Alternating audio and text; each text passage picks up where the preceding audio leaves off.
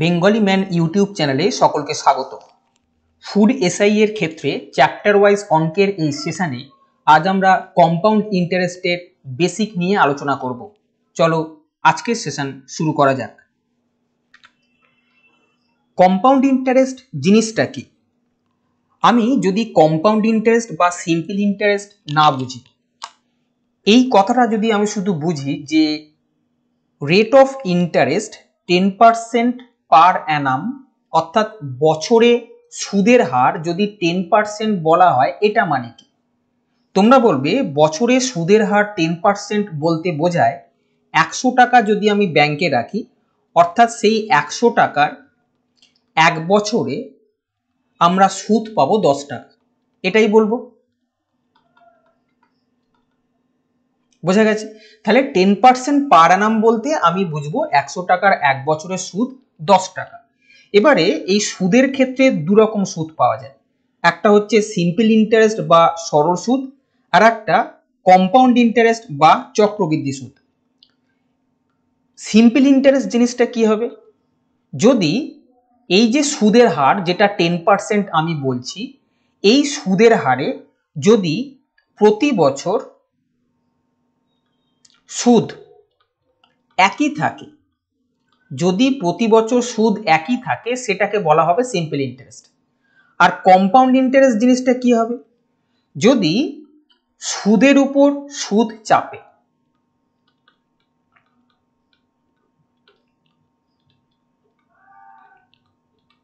সেটাকে বলা হবে কম্পাউন্ড ইন্টারেস্ট। বোঝা গেছে জিনিসটা কি? দেখো, আমি বললাম যে আমি ব্যাংকে 1000 টাকা রেখেছি। 1000 টাকা রাখলে আমি যদি প্রতি বছর 10% করে ইন্টারেস্ট পাই, তাহলে আমি বুঝবো 1000 টাকার এক বছর পরে ইন্টারেস্ট হবে 1000 ইন্টু 10%, অর্থাৎ 100 টাকা। এই ইন্টারেস্ট যেটা পেলাম, ইন্টারেস্টটা যদি প্রতি বছর একই থাকে, অর্থাৎ প্রথম বছরে ইন্টারেস্ট 100 টাকা, দ্বিতীয় বছরে ইন্টারেস্ট 100 টাকা, তৃতীয় বছরে ইন্টারেস্ট যদি 100 টাকা হয়, এটাকে আমি বলবো সিম্পল ইন্টারেস্ট। তার কারণ হচ্ছে প্রতি বছর যদি সুদ একই থাকে, সেটাকে বলা হবে সিম্পল ইন্টারেস্ট। এবার কম্পাউন্ড ইন্টারেস্ট জিনিসটা কি হবে? আমি বললাম যে প্রথম বছরে 1000 টাকার 10% ইন্টারেস্ট মানে হচ্ছে 100 টাকা ইন্টারেস্ট এখানে পাওয়া যাবে। সেকেন্ড ইয়ারে কি হবে? সিম্পল ইন্টারেস্টের ক্ষেত্রে যেহেতু একই ফিগার সবসময় ক্যারি হয়, অর্থাৎ সিম্পল ইন্টারেস্ট যেটা আছে সেটা প্রতি বছরই পাওয়া যায়। কম্পাউন্ড ইন্টারেস্টের ক্ষেত্রে যে টাকাটা প্রথম বছর ইন্টারেস্ট পেয়েছো, সেই টাকাটা তো পরের বছরে ইন্টারেস্ট পাবেই, উল্টে যে টাকাটা পেলে তার উপর আবার ওই যে রেট অফ ইন্টারেস্ট দিয়েছে অর্থাৎ 10%, সেই টাকাটাও পাবে। অর্থাৎ সেকেন্ড ইয়ারে তুমি কত টাকা পাবে?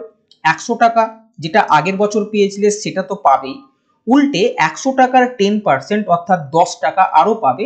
আমি বলবো সেকেন্ড ইয়ারের শেষে আমি 110 টাকা ইন্টারেস্ট পাবো। তাহলে এক্ষেত্রে যে সুদটা তুমি পেয়েছিলে, সেই সুদের উপর আবার সুদ পাচ্ছ, যেটা এখানে বলেছি। তাহলে কম্পাউন্ড ইন্টারেস্ট মানে কি হলো? সুদের উপরে সুদ পাওয়া যাবে। যদি থার্ড ইয়ারের ক্ষেত্রে হিসেব করি, যে ইন্টারেস্টটা আমি সেকেন্ড ইয়ারে পেয়েছি, সেই ইন্টারেস্টটা তো আমি পাবোই, উল্টে যে টাকাটা পেলাম তার উপর আবার 10%, 110 টাকার 10% মনে হচ্ছে 11 টাকা, সেটাও ইন্টারেস্ট পাবো। অর্থাৎ মোট ইন্টারেস্ট পাবো 110 প্লাস 11, 121 টাকা। এই হচ্ছে সিম্পল ইন্টারেস্ট আর কম্পাউন্ড ইন্টারেস্টের মধ্যে পার্থক্য।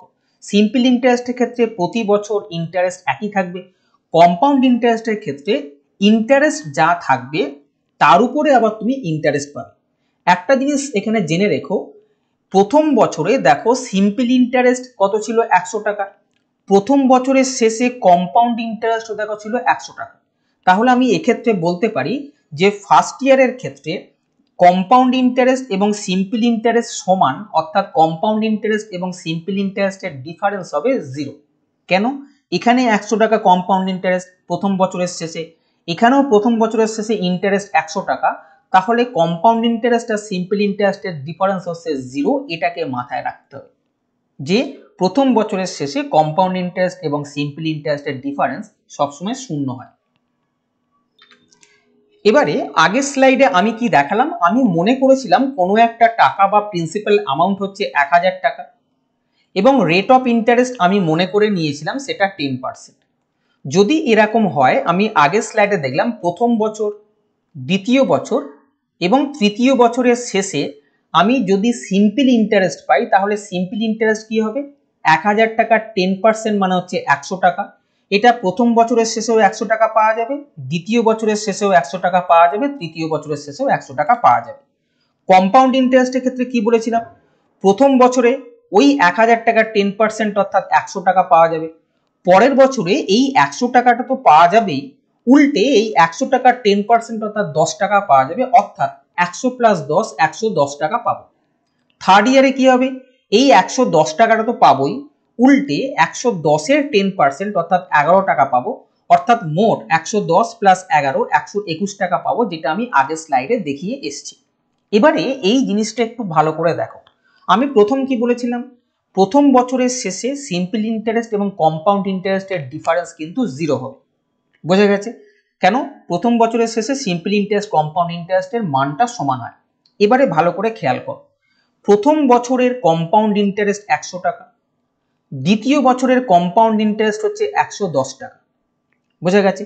তাহলে 100 টাকা ছিল, এখান থেকে 10% বেড়েছিল, 100 টাকা 10% মানে 10 টাকা বেড়েছিল, তাই 100 সঙ্গে 10 যোগ হয়ে 110 হয়েছে। একই রকম ভাবে এই সেকেন্ড ইয়ারে যে টাকাটা পাচ্ছ, সেই টাকার আবার 10% যদি তুমি বৃদ্ধি করো, অর্থাৎ ইন্টারেস্ট চাপাও, 110 এর 10% মানে 11 টাকা, 11 টাকা বাড়বে, তাহলে 110 প্লাস 11 121, এটা আমরা দেখে এলাম।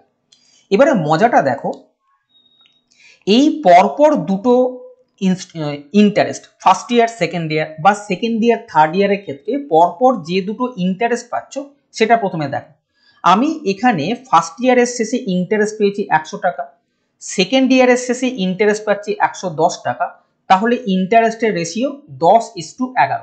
তাহলে প্রথম বছর আর দ্বিতীয় বছরের ইন্টারেস্টের রেশিও 10:11 বলতে পারি। এবার দ্বিতীয় বছর আর তৃতীয় বছরের ইন্টারেস্টের রেশিও বার করো। দ্বিতীয় বছরের ইন্টারেস্ট 110, তৃতীয় বছরের ইন্টারেস্ট 121, আমি যদি 11 দিয়ে কাটি, এই রেশিওটা আসবে 10:11।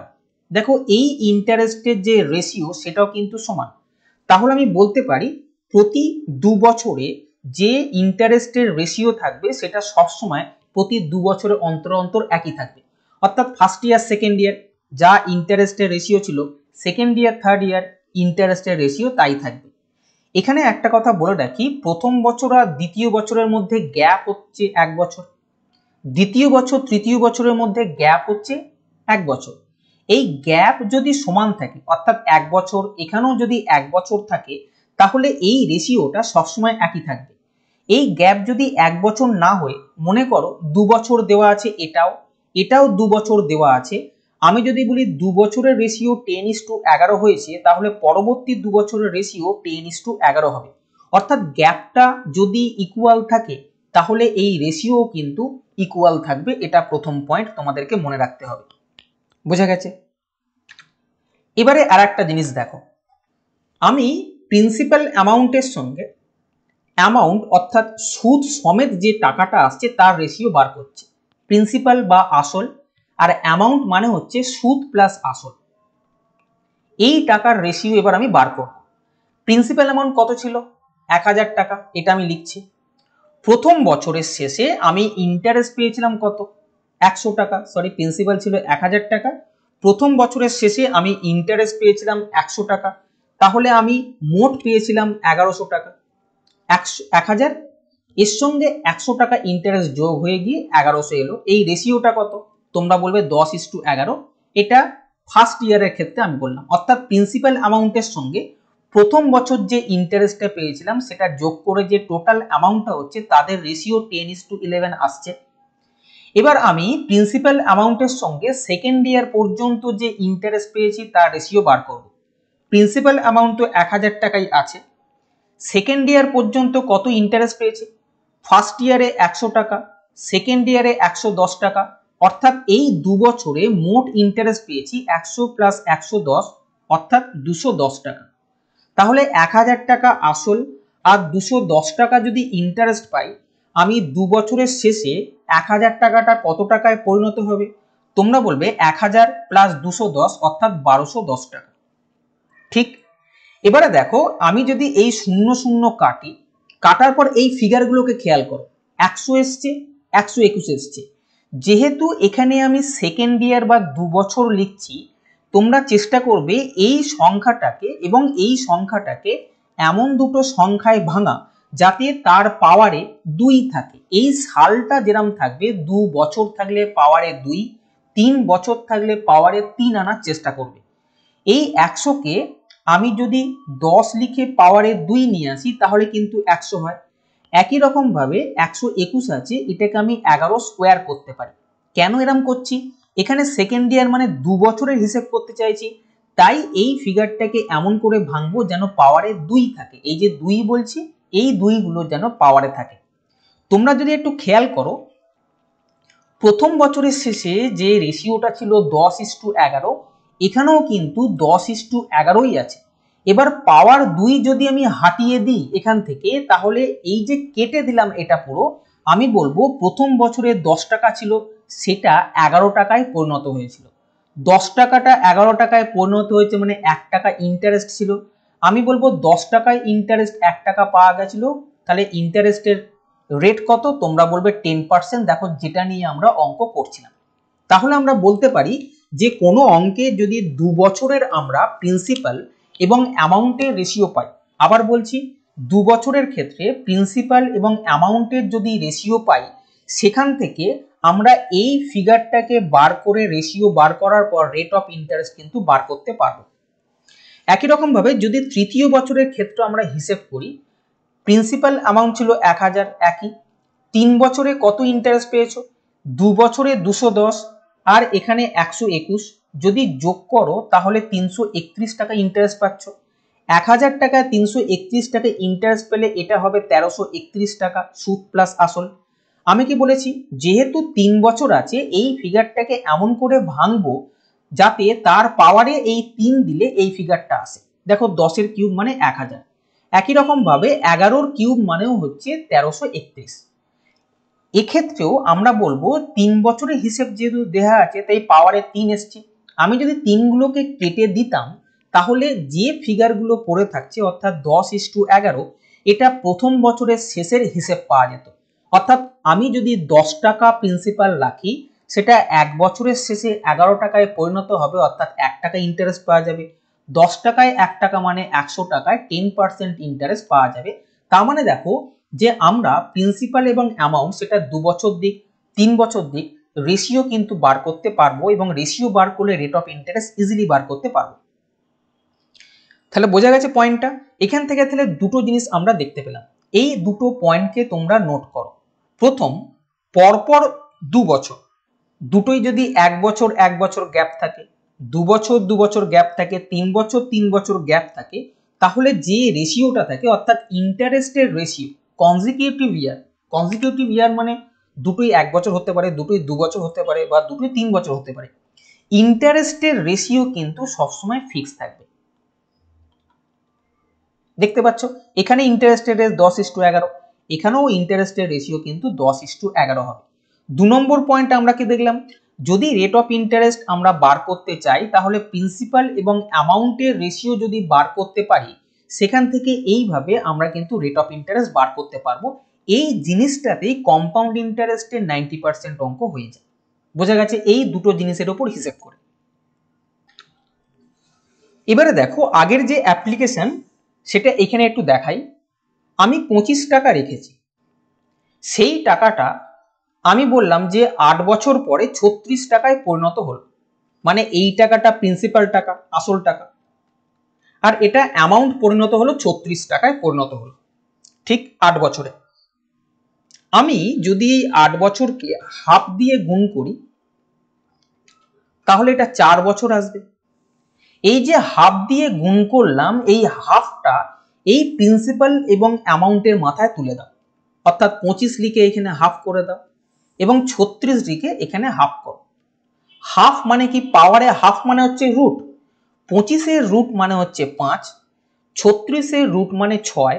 তাহলে আমি বলবো যে ওই টাকাটাই 5 টাকা রাখলে 4 বছরে সেটা 6 টাকায় পরিণত হবে। যেমন 25 টাকাটা 8 বছরে 36 টাকায় পরিণত হয়েছিল, আমি চাইছি যে 4 বছরে কি হবে, 4 বছরে 5 টাকাটা 6 টাকায় পরিণত হবে। এবার আমি বলছি 12 বছর পর কি হিসেব হবে, এই 4কে আমরা 3 দিয়ে গুণ করলে 12 বছর আসে, যেহেতু 3 দিয়ে গুণ করছি তাই পাওয়ারে আমি 3 তুলে দেবো, এরও পাওয়ারে 3 দেবো, এরও পাওয়ারে 3 দেবো। আমি বলবো 5 এর কিউব অর্থাৎ 125 টাকা যদি রাখি, 12 বছরে সেটা 6 এর কিউব অর্থাৎ 216 টাকায় পরিণত হবে। বোঝা গেছে? এবারে আমি বললাম কম্পাউন্ড ইন্টারেস্ট মানে হচ্ছে সুদের উপরে সুদ চাপবে। এবার প্রশ্নের 3 ধরনের স্ট্রাকচার থাকে। সুদের উপর সুদ 1 বছর অন্তর চাপবে, না 6 মাস অন্তর হবে, না 3 মাস অন্তর হবে, তার হিসেবে আমাদের কিছু টার্ম মনে রাখতে হবে। প্রথম হচ্ছে যদি 1 বছর পর সুদের উপর সুদ পাওয়া যায়, সুদের উপর সুদ পাওয়া যায়, তাকে তো কম্পাউন্ড ইন্টারেস্ট বলা হবে। সুদের উপর সুদ যদি 1 বছর অন্তর অন্তর পাওয়া যায় তবে আমরা এই টার্মটা ইউজ করব, বলবো কম্পাউন্ডেড অ্যানুয়ালি বা বাৎসরিক সুদের হার, কম্পাউন্ডেড অ্যানুয়ালি। বোঝা গেছে? যদি 1 বছর অন্তর না পেয়ে 6 মাস পর পর সুদের উপর সুদ পাওয়া যায় সেটাকে বলা হবে কম্পাউন্ডেড হাফ ইয়ারলি। বোঝা গেছে? আর যদি 6 মাস অন্তর না দিয়ে 3 মাস পর পর সুদের উপর সুদ পাওয়া যায় সেটাকে বলা হবে কম্পাউন্ডেড কোয়ার্টারলি বা ত্রৈমাসিক। বোঝা গেছে? এই তিনটে টার্মকে মনে রেখো। যদি 1 বছর অন্তর পাওয়া যায় আমরা বলবো এখানে শুরু হয়েছে বছর, এখানে গিয়ে 1 বছর শেষ হয়েছে। যদি 6 মাস হয় আমি বলবো এখানে শুরু হয়েছে, 6 মাস এখানে আসবে আর 6 মাস এখানে আসবে, মোট 1 বছর হবে। এই যে যখন 1 বছরের বদলে 6 মাস বা 3 মাসের দেবে সেক্ষেত্রে রেটটাকে তোমাকে কিন্তু ভেঙে নিতে হবে। মানে কি, মনে করো আমি বললাম যে রেট অফ ইন্টারেস্ট 18% পার অ্যানাম, বছরে 18% করে ইন্টারেস্ট। যদি 6 মাস অন্তর সুদ দেওয়া হয় তাহলে 18কে তোমায় 2 দিয়ে ভাগ করতে হবে। কেন? 6 মাস মানে হচ্ছে হাফ বছর, এই যে হাফ বছর বললে হাফ দিয়ে এই 18%কে গুণ করো, গুণ করে আমি বলবো যে ইন্টারেস্টটা আমি বছরে 18 করে পাচ্ছি 6 মাস অন্তর এলে এরা হাফ করে অর্থাৎ 9%, 9% করে ইন্টারেস্ট পাবো। অর্থাৎ এই প্রথম 6 মাসের জন্য 9% পাবো, পরে 6 মাসের জন্য 9% পাবো, টোটাল 1 বছরে আমি 18% পাবো। যদি কোয়ার্টারলি বা 3 মাস হিসেবে দিত, আমি জানি 3 মাস মানে কি 3/12 বছর মানে 1/4, 1/4 দিয়ে তখনই 18%কে আমি গুণ করতাম। বোঝা গেছে? তাহলে রেট হতো 18/4% প্রতি 3 মাস অন্তর অন্তর। তাহলে এখানে যেরকম অঙ্ক দেবে সেই হিসেবে শুধুমাত্র রেট অফ ইন্টারেস্টটাকে চেঞ্জ করে তোমাদেরকে কিন্তু নিতে হবে। 6 মাস বললে হাফ করব, 3 মাস বললে রেট অফ ইন্টারেস্টকে 1/4 করে দেবো। যে বেসিক করলাম সেই বেসিকের উপর কিছু আমরা অঙ্ক দেখে নেব, তবে কিন্তু বেসিকটা ক্লিয়ার হবে। প্রথম প্রশ্নে বলেছে বার্ষিক 4% চক্রবৃদ্ধি সুদের হারে 625 টাকার 2 বছরের সুদ আসল কত। তুমি এখানে প্রিন্সিপাল অ্যামাউন্ট রেখেছো 625 টাকা, বলছো 2 বছরের সুদ আসল কত অর্থাৎ অ্যামাউন্ট কত এই হিসেব চাইছে। অর্থাৎ প্রিন্সিপাল দেওয়া আছে, অ্যামাউন্ট চাইছে, সেটা 2 বছর বলতে পারে, 3 বছর বলতে পারে বা আরো বেশি বছর বলতে পারে। এই অঙ্কগুলো আমরা কিভাবে করব? 4% ইন্টারেস্ট দেওয়া আছে, আমরা প্রথমে 4% মানে বলবো 4/100, এটাকে কাটলে আসবে 1/25। মানে আমি যদি 25 টাকা ব্যাংকে রাখি, ইন্টারেস্ট 1 বছর পরে 1 টাকা পাবো, অর্থাৎ আমি হাতে পাবো 26 টাকা। আমি কি বললাম? যদি 25 টাকা রাখি 1 বছর পরে সেটা আমি পাবো 26 টাকা। এটা ক্লিয়ার হয়েছে? 25 টাকা 1 বছরে 26 টাকায় পরিণত হয়েছে। প্রশ্ন বলেছে 2 বছরে কত হবে। আমি 1 বছরকে 2 দিয়ে গুণ করলে 2 বছর আসবে। আমি কি বলেছিলাম একটু আগে, এই যে 2 দিয়ে গুণ করছি, এখানে যত দিয়ে গুণ করব এই ফিগারগুলোর মাথায় সেটা চাপিয়ে দাও। অর্থাৎ 25 ছিল, পাওয়ারে 2 চাপিয়ে দাও, যেহেতু 2 দিয়ে গুণ করা হয়েছে। এখানে 26 আছে, পাওয়ারে 2 করে দাও। তার মানে 25 স্কোয়ার বা 625 টাকা যদি আমি রাখি, এই 2 বছরে সেটা 26 স্কোয়ার, 26 স্কোয়ার মানে 676 টাকায় পরিণত হবে। সেটাই বলেছি 625 টাকা 2 বছরের সুদ আসল কত, 625 টাকার 2 বছরের সুদ আসল 676 টাকা, যেটা অপশন নাম্বার 2 এতে আছে। খুব বেসিক প্রশ্ন এবং ফুড এসআই আশা করা যায় না যে খুব শক্ত অঙ্ক দেবে, খুব বেসিক বেসিক অঙ্কই, যদি আগের দুটো পরীক্ষা আমরা দেখি বেসিক অঙ্কই কিন্তু থাকবে। এবারে আগের অঙ্কটা ঠিক উল্টো অঙ্ক।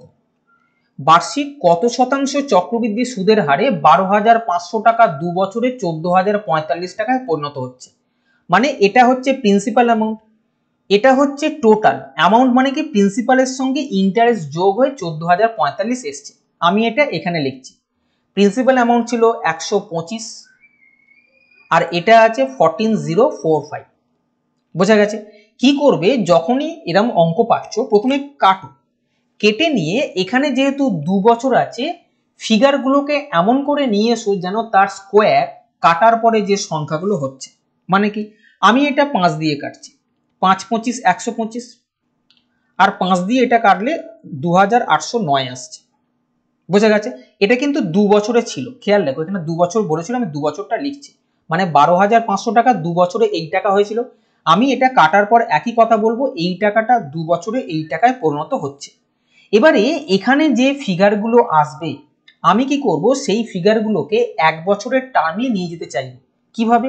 2 বছর আছে, 2 বছরকে আমি যদি হাফ দিয়ে গুণ করি তাহলে কি হবে, দুইটা 1 বছর হয়ে যাবে।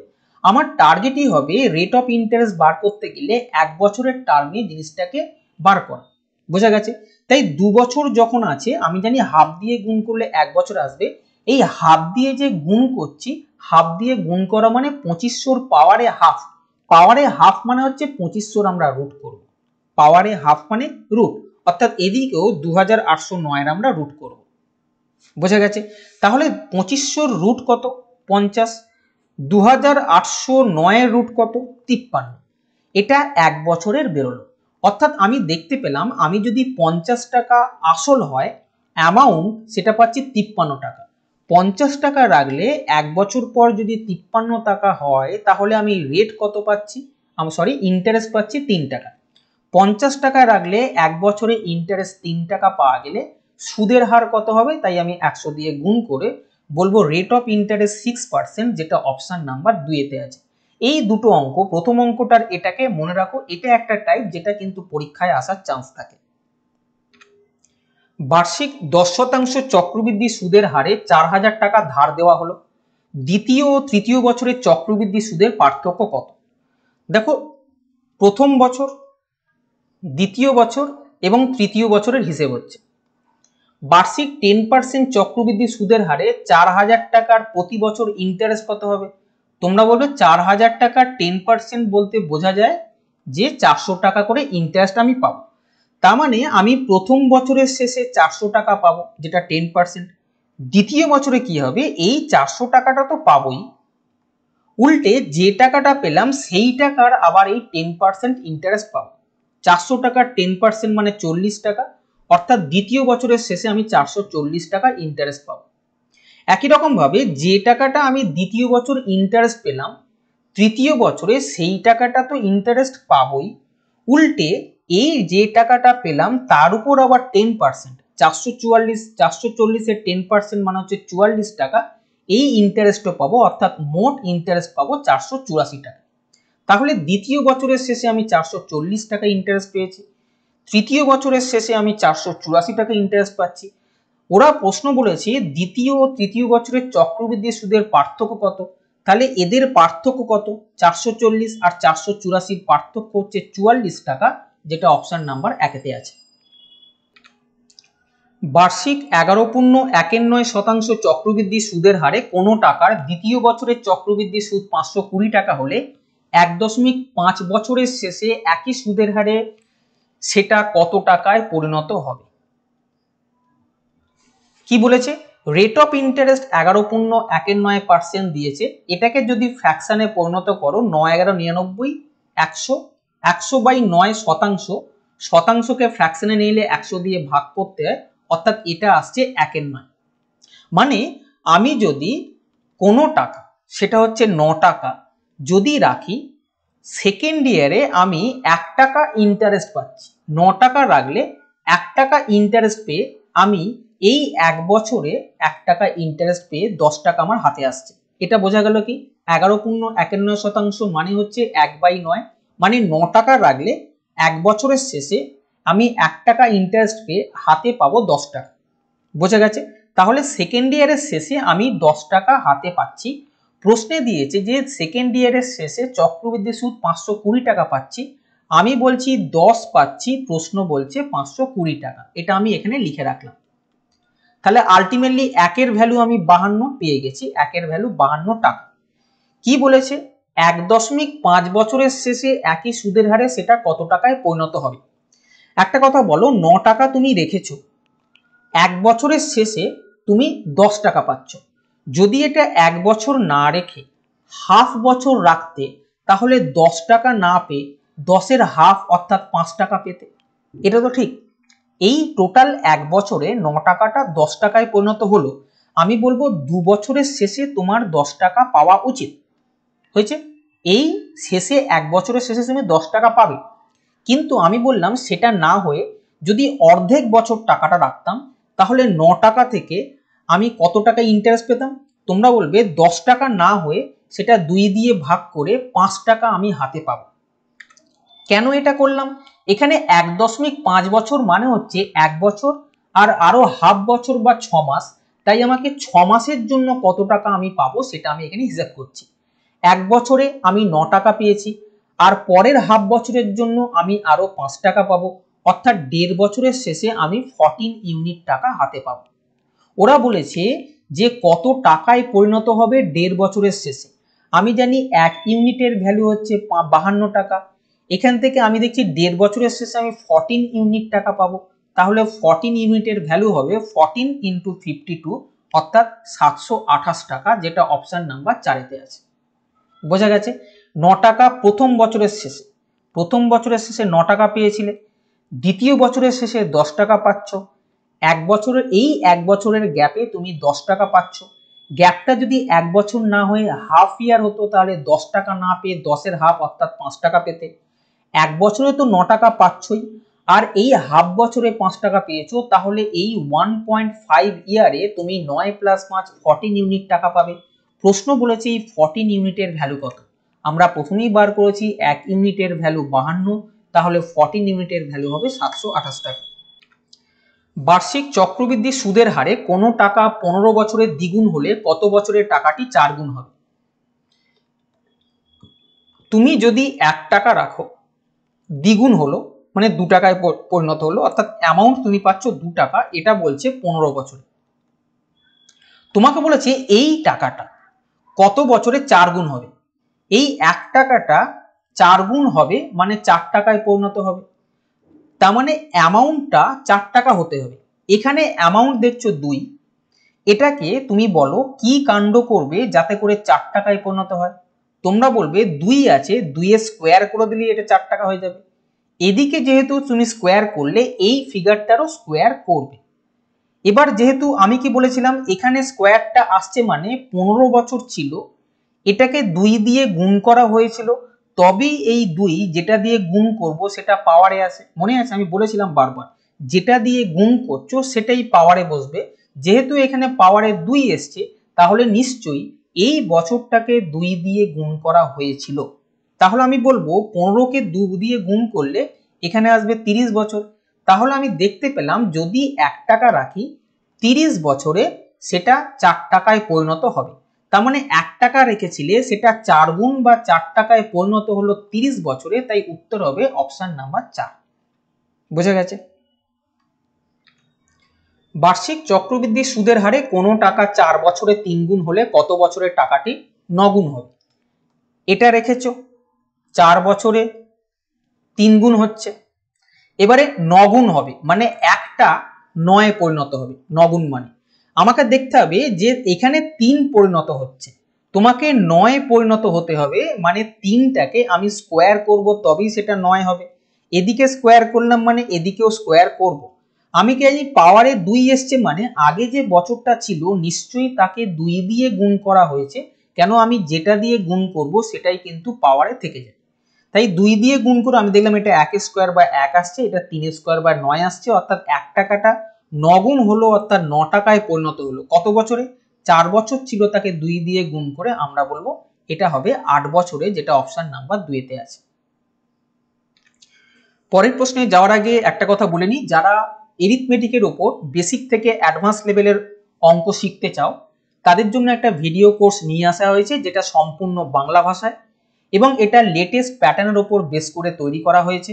যে কোনো পরীক্ষায় যেখানে এরিথমেটিক বা পাটিগণিত একটা চ্যাপ্টার বা একটা সাবজেক্ট, সেই সাবজেক্টের জন্য তোমরা কিন্তু এই কোর্সটা নিতে পারো। কোর্সের মধ্যে এরিথমেটিকের যা যা আছে এর মধ্যে রয়েছে, তোমরা দেখে নাও। যদি কেউ এনরোল করতে চাও, লিংক ডেসক্রিপশন বক্সে দেওয়া আছে, অথবা বেঙ্গলি ম্যান অ্যাপটাকে ডাউনলোড করেও এই কোর্সটাকে অ্যাভেল করতে পারো। কোর্সটা 1 বছরের ভ্যালিডিটি আছে এবং এই 1 বছর বা 365 দিনের জন্য এনরোলমেন্ট ফিস 365 টাকা। যদি কেউ ইন্টারেস্টেড হও, বেঙ্গলি ম্যান অ্যাপটা ডাউনলোড করে কোর্সটার সঙ্গে নিজেদেরকে যুক্ত করতে পারো। 5000 টাকার একই সুদের হারে 2 বছরের সরল সুদ ও চক্রবৃদ্ধি সুদের পার্থক্য 32 টাকা হলে সুদের হার কত? আমি এর আগে বিভিন্ন ভিডিওতে বিভিন্ন রকম প্রসেস দেখিয়েছি। একটা ফিক্সড প্রসেস ছিল, যেটা বক্স প্রসেস, আমি যেটা প্রেফার করি সেটাও করিয়েছি, কিন্তু আজকে একটা অন্য ধরনের জিনিস দেখাবো। যদি এরকম কোনো অঙ্ক যেখানে সরল সুদ ও চক্রবৃদ্ধি সুদের পার্থক্য দিয়েছে, রেট অফ ইন্টারেস্ট চাইছে, অথবা রেট অফ ইন্টারেস্ট দিয়েছে, সরল সুদ এবং চক্রবৃদ্ধি সুদের পার্থক্য চাইছে, এবং সেটা যদি 2 বছরের জন্য হয়, কেন আমি আশা করছি ফুড এসআই এর পরীক্ষাতে 2 বছরের বেশি 3 বছর দেবে না। 2 বছরের যদি হয়ে গিয়ে থাকে, তোমরা অপশন মেথডে সেটা খুব ইজিলি করতে পারো। তোমরা কি করবে, এখানে যে টাকাটা দেবে, ভালো করে খেয়াল করো, এখানে যে টাকাটা দেবে সেই টাকার এখানে কোনো একটা সংখ্যা আছে যেটা দিয়ে ভাগ করা যায়, সেই সংখ্যাটাকে বার করো। সেটা একটা সংখ্যা হতে পারে, দুটো সংখ্যাও হতে পারে। বোঝা গেছে? এখানে যে টাকাটা দিয়েছে সেই টাকাটাকে ভাগ করা যাবে এরকম কোনো একটা সংখ্যা এখান থেকে বার করো।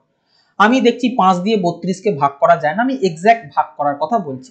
10 দিয়ে না, 12 দিয়ে না, 8 দিয়ে ভাগ করা যায়, তাই আমি 8 দিয়ে ট্রাই করব।